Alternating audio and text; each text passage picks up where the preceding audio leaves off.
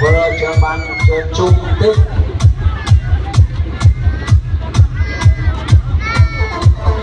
trăng cây trăng trăng cam ai đó chấm ơi